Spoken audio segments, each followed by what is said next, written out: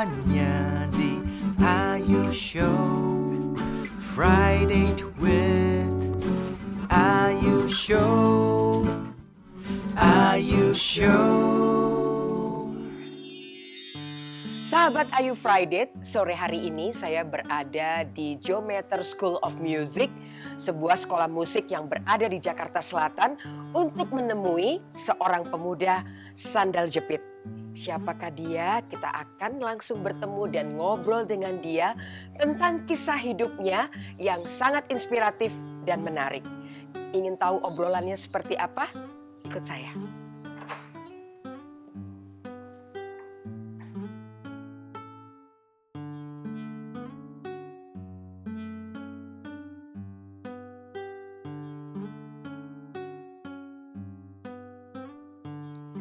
Leo Konsul, boleh ceritakan akhirnya sampai ke Indonesia? Oh ya, jadi pas saya lolos di university itu, University of the Philippines, teman-teman saya ada di sini di Indonesia. Orang-orang, mereka guru, mereka orang Filipina, tapi kerja di sini sebagai guru. And then they said, kamu nggak ada ngapa-ngapain di Filipina untuk sementara, kenapa kamu nggak di sini aja? Ada lowongan di sini sebagai guru English and Mathematics. Saya said, oke, boleh. Tapi aku lakukan itu bukan buat diri saya sendiri. I did it for my mother. Karena mama aku itu impiannya menjadi guru waktu masih anak kecil. Tapi karena dia nggak ada uang untuk support her education, nggak jadi. So katanya, kalau saya nggak jadi guru, ya semoga aja salah satu anak saya jadi guru. So I wanna make my mom happy. Aku mau dia bikin bahagia. So I said, okay, I'm gonna take this job as a teacher biar mama saya bilang kayak, she's proud of me and she's happy. So I took it, datang di Indonesia. Oh my God. Kirain Oma pas di Indonesia, datang di Indonesia, my life is gonna be like better. Kayak berubah. Jadi kayak better lah pokoknya. Ternyata lebih parah lagi. Lebih parah. Pas datang di apartemen teman aku, karena aku cuma nebeng Oma, karena I didn't have place di sini kan, nggak ada sama sekali. I only have 500 peso di sini. Kalau Indonesia ya 200.000. Pas datang di sini Oma, berani ya Oma. Wow, iya, baru ngecek 200.000. Datang di sini, pas datang di apartemen mereka, ternyata mereka juga nggak ada duit Oma. Karena harus dikirim ke Filipina, mereka juga kayak support family juga di Filipina. Datang di apartemen, kayak, wow, this is a new place, new country gitu. Apartemennya nggak ada listrik, nggak ada air. So every day, Oma, bayangin ya, like 5 a.m., aku harus bangun biar turun di bawah karena ada gym di bawah apartemen itu. Kita cuci piring di gym, mandi di gym, ambil air putih di gym karena nggak ada duit gitu. Terus naik lagi di atas, tidur lagi gitu. That difficult, Oma. Aku harus apply job, kayak lamar-lamar kerja gitu. Naik angkot, Oma. Pakai my tas gini. Karena nggak bisa bahasa Indonesia sama sekali ya. Masih nol banget. Ya paling ya, selamat pagi, permisi, Iya. sore. Terima kasih. Terima kasih, very basic. Bayangin, Oma. Aku kan, muka saya kan nggak jauh-jauh Indonesia, Oma. Kayak ya mirip-mirip lah gitu. Naik angkot, pakai dasi lah, jas lah gitu. Tapi ngomong bahasa Inggris. Terus orang-orang di situ kayak, apa sih lu? Ngapain sih? Naik angkot bahasa Inggris sok banget gitu. Kayak mukanya begitu kayak, excuse me, can you drop me? Kayak, siapa sih? Kayak, karena nggak bisa kan. Makan di warteg, I have to speak English, Oma. Like, excuse me. Kayak yang orang-orang makan di situ kayak, ini masalah lu apa sih? Gitu kayak makan di warteg, duit juga segitunya, bahasa Inggris gitu. So it was my fun, for me it was fun, Oma. Kayak seru, kayak pengalaman baru. So after a while, aku dapat kerjaan sebagai guru in an international school. Kirain oke, Oma, kirain. Ternyata parah lagi. Karena mereka nggak bisa urusin izin kerja saya. So, itu difficult, Oma. Aku harus lari-lari, immigration officers gitu. sekarang ako aman ya, legal semuanya, please, okay? No, so documentnya harus diurusin gitu kan waktu itu. Dapat sebagai guru, tapi I didn't last, Oma. Kayaknya it's true, ini benar. Kalau kita lakukan sesuatu, tapi bukan passion kita, it will show, kelihatan. Kaya I wasn't doing good as a teacher. Tapi no offense, I mean, teacher is a very good profession. I mean, I respect being a teacher. Tapi mungkin buat, not for me. So I said, okay, I'm gonna look for something else. Pas jadi guru, I was 23, 23 ya. Paling muda di campus itu, di sekolah itu. Semua murid-murid, like, Mr. Leo, Mr. Leo. Kalau saya datang di sekolah, mereka udah tahu warna pakaian saya, parfum saya udah tahu, di list kado-kado gitu. I enjoyed it in a way karena kayak they appreciate me gitu as a teacher. Handsome teacher. No. Mungkin karena paling muda di situ, Oma. Semua kayak udah kakek-kakek semua. Kayak ada orang baru, muda gitu. So after that, I resigned. 6 bulan. But kontrak saya, Oma, setahun. So I had to pay denda. And it's not small money, Oma. I had to pay 70 juta. Now, I'm a risk taker. Ako suka risk. Kaya tantangan itu buat ako. Saya ngutang. Ngutang sama teman-teman 70 juta. Saya aku akan bayar. Gimana mereka tanya? Gimana caranya bayar? Aku akan jadi artis di Indonesia. Mereka like, krik, krik, krik. Like, gimana bisa? Yo, gitu. Coba aja. Terus pinjamin saya 70 juta. Bayar sekolah biar aku bisa casting audition gitu. Berani mereka, percaya. Okay, we lend you money. $7,000 itu. Kalau di 70 juta, bayar. Waktu kayak, pas udah bayar, pas udah di rumah kayak, 70 juta. Aku dapat mana nih nanti bayarnya gitu. Walau kayak, wow. It's a bold move, kayak gerakan yang sangat-sangat impulsif and berani. But I did it. Leo berkuliah kan? Iya. Boleh cerita soal itu? Bukan untuk sombong ya. Ya, sorry. Tapi, Bukan untuk sombong ya. Tatay saya selalu ajarin, kamu harus pintar di sekolah. Karena kita nggak ada apa-apa sama sekali. Kamu mau, nanti sekolahnya udah selesai, kamu nggak diingetin teman-teman kamu karena udah miskin, nggak pintar di sekolah, kamu mau gitu. Kamu harus taruh nama kamu di sekolah. Dodong, Leonardo Consul harus mereka ingat. Batch 2004, siapa yang diingatin? Leo Consul. Harus itu anak. Karena kita nggak ada apa-apa. Sumbong sepatu, itu kamu nggak punya. Seragam lo kamu aja itu pinjam.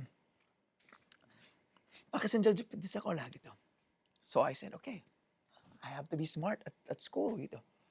Jadi setiap aku harus pastikan nilai aku paling tinggi. Selalu setiap graduation, setiap ada ceremony, aku harus ada medali banyak. Karena competitive, saya tahu kung sangat-sangat competitive. Tapi in a healthy way. Aku bukan orang yang kayak karena competitive menjatuhkan orang. I want healthy competition gitu. So, I strove hard. Ako harus selalu, first year, saya ranking 1. Harus ranking 1. Nilay ako paling tinggi di sekolah yung dikasih 98 nilay.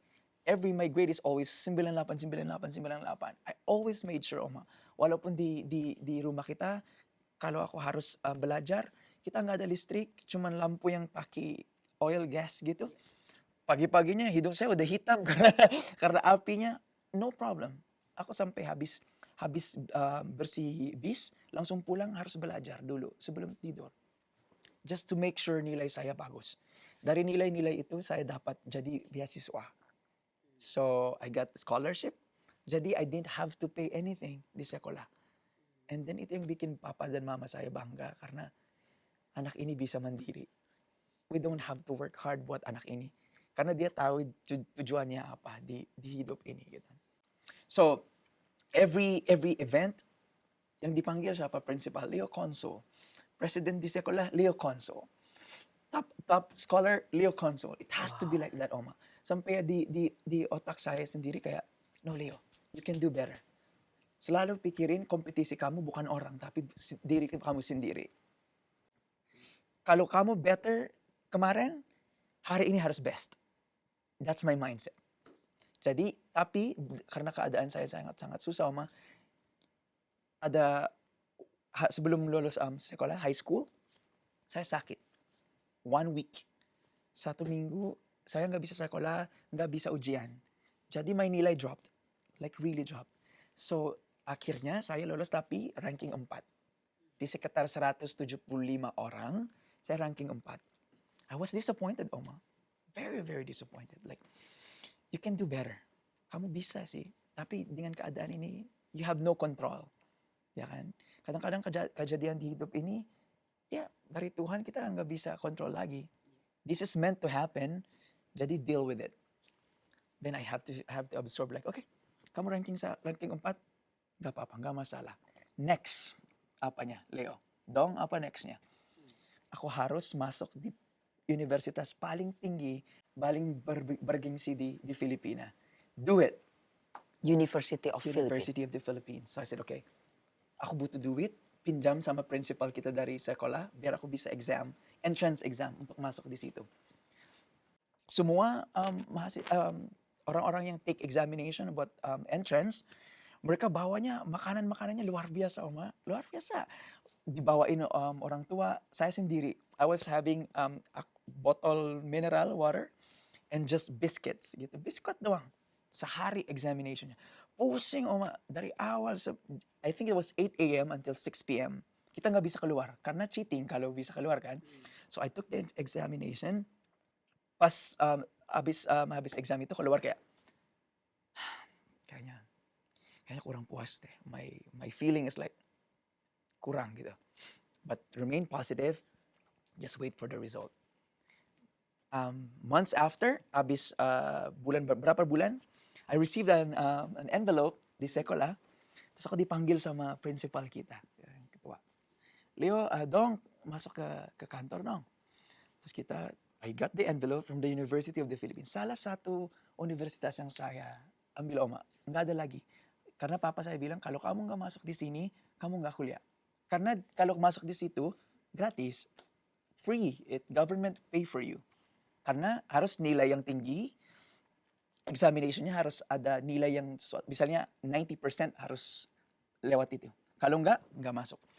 So my papa said, you have to make it. Kalau nggak, kamu balik di kampung, kamu bantu saya untuk tukang sampah atau apa aja di kampung. Saya, no. I told my papa, no.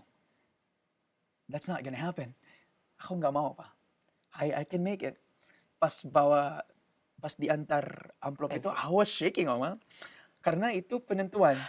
Congratulations or we're very sorry. Terus katanya principal saya, kamu aja yang buka. No, sir. Kamu aja yang buka. Dia yang buka, ready? Kita buka pas gitu kayak, the first word, kalau dia bilang, we are very sorry, you didn't make it. Congratulations. Yes. And then when he opened it, I remember it was like this, Oma. Yes. It was like this. The word was here and then baca. No. Oh my God. And when I read it, like all my dreams masuk sa I made it dengan angka yang bagus sekali. That's why I got scholarship, dua classes. So I took up journalism and made minor in broadcasting. So jadi ada hubungannya juga dengan kerjaan sekarang. Yeah. But my dream was to become a news anchor sebenarnya, Oma. I was a journalist. I used to write in newspaper dito di Pilipina. So when I made that, tawa nga, Oma, they wrote, kaya pesta-pesta ditulis nama gitu. Congratulations, Leo Consul, for making it to University of the Philippines. Di tengah-tengah kampung kita.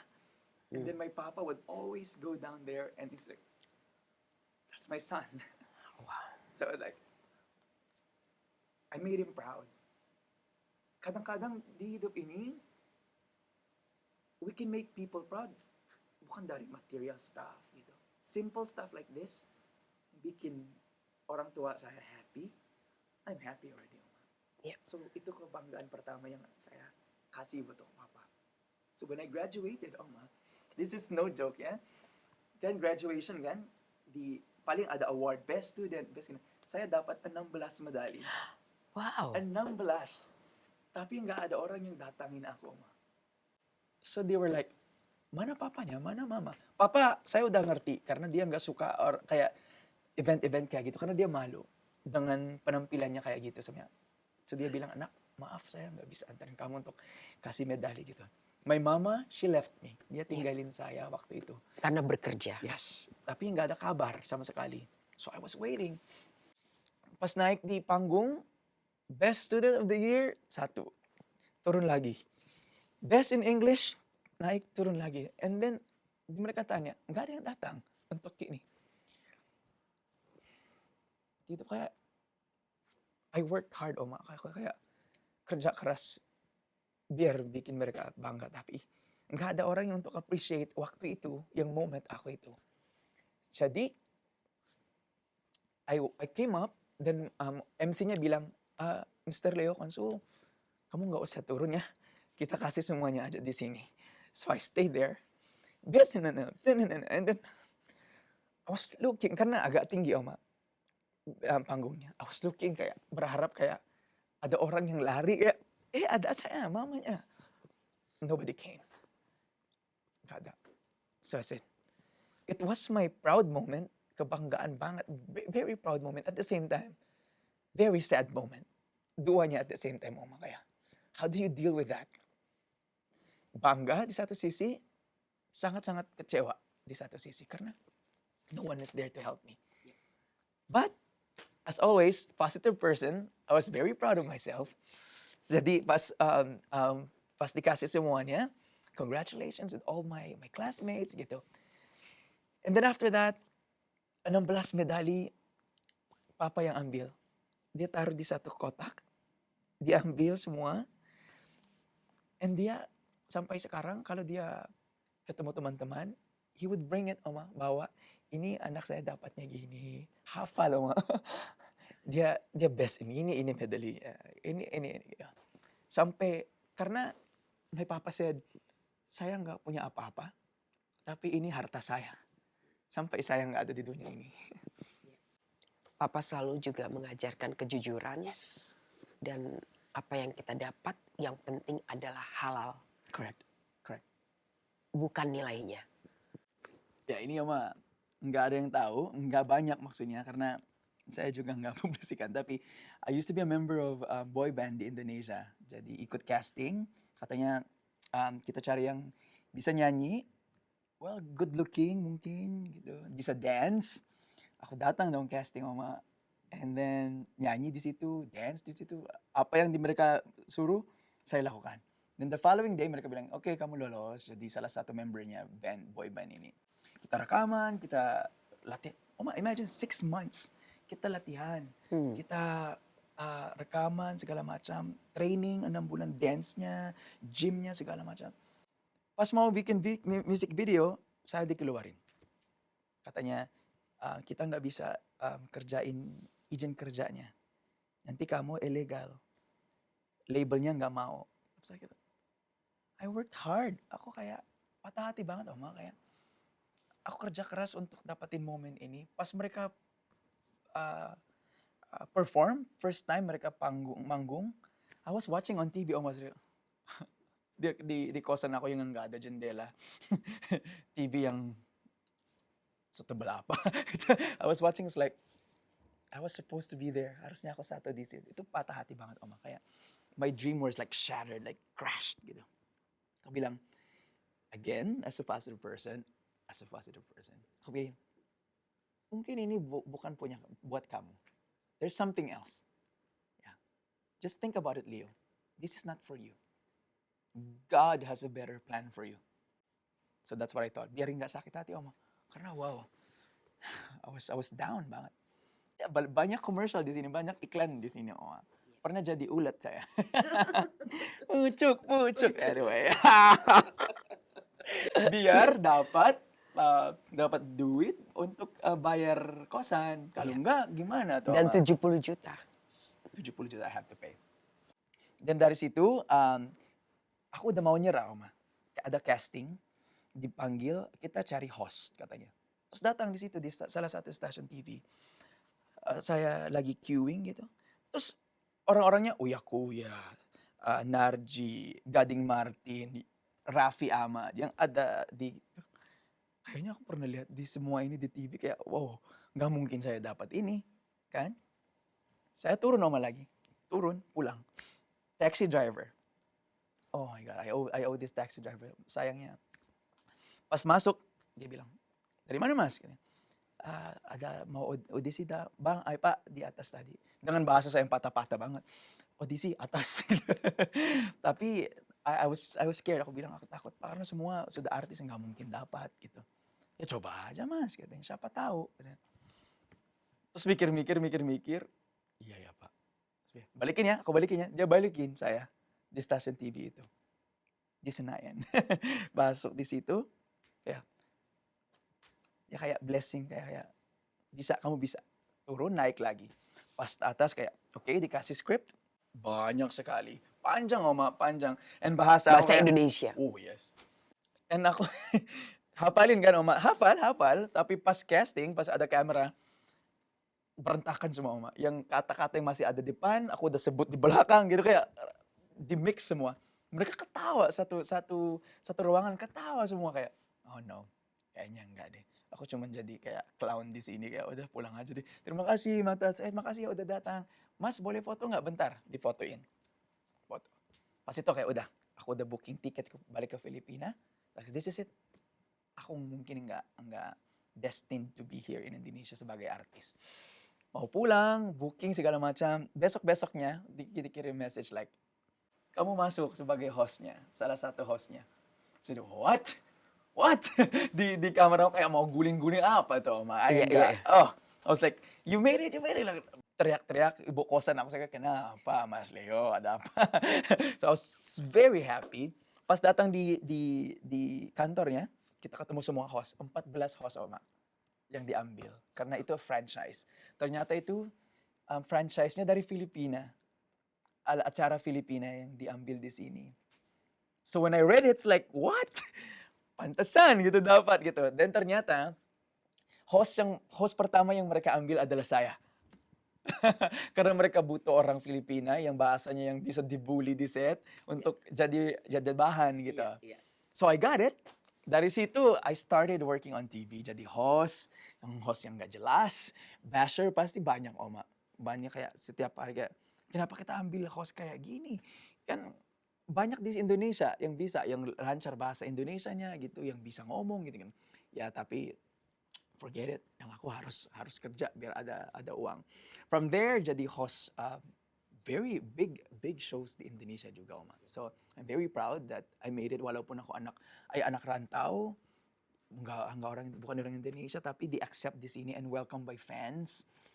Mulai-mulai ada fans, Leonatics as always. Dan dari situ dapat kerja di sini, di sana, dan sampai masuk sinetron, di dunia sinetronnya. Okay.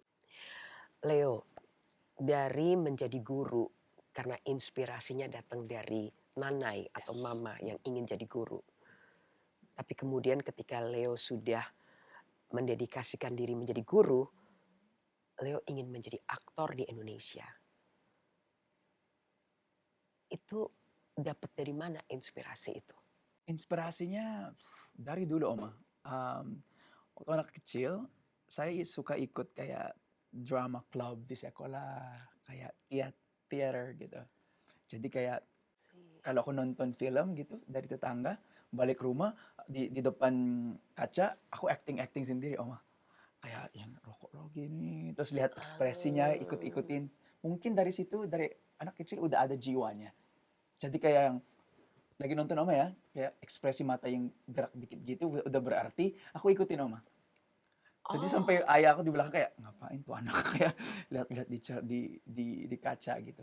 So the passion sebagai in the entertainment udah ada.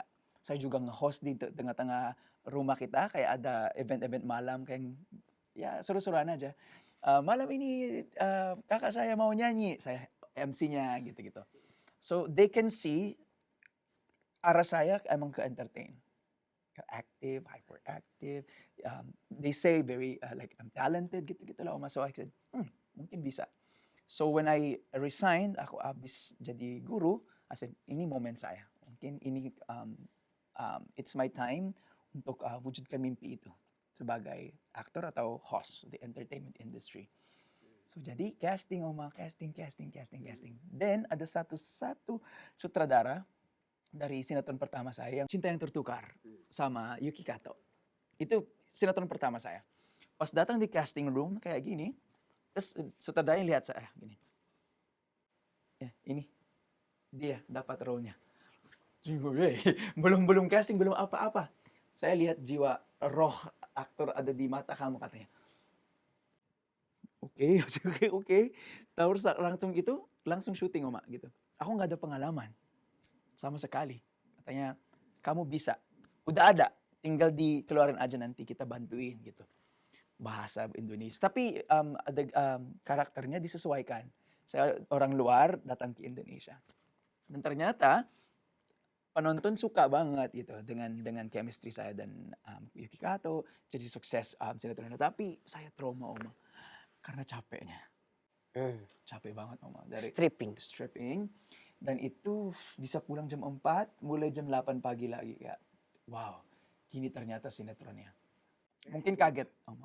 Karena harusnya ya mungkin minor role dulu, yang kecil-kecil dulu, biar introduction gitu. Tapi langsung PU, langsung peran utama, terus nggak ngerti apa-apa. Kamera pun, blocking pun saya kayak, mana nih gitu, kayak, susah. So I got traumatized, agak trauma, jadi aku stop dulu. Dari situ aku ambil hosting job dulu. Nah, pas pandemi kemarin, ada tawaran lagi sinetron. Aku bilang, aku ambil, asalkan jangan peran utama. Karena masih takut sama capeknya gitu ya. Semua orang ingin peran utama. Ya, I know, aneh kan, manajer aku, kenapa sih lu aneh gitu. Ya, karena aku maunya kayak supporting, biar I still have time for myself. Enggak kayak capek banget di lokasi. 24 hours di situ, kayak, I learned from my last experience gitu. Ya udah, terus aku dikasih perannya, yaitu from love story yang masih tayang sekarang sih. Ya, sebagai Reza, and itu very minor role, nggak terlalu sebesar kayak TM ini. Jadi I took it, dan ternyata I enjoy it. Passion saya sebagai aktor keluar lagi, Kayak, okay, it's here again. Jadi aku tinggalin hosting dulu untuk acting. Habis, sebelum love story, aku udah shooting 2 film. Satu horror movie, and then yang satu kayak romance gitu. And then belum tayang. Karena gara-gara pandemi ini jadi di hold dulu. Nonton nanti ya. Tapi sudah selesai. Sudah selesai.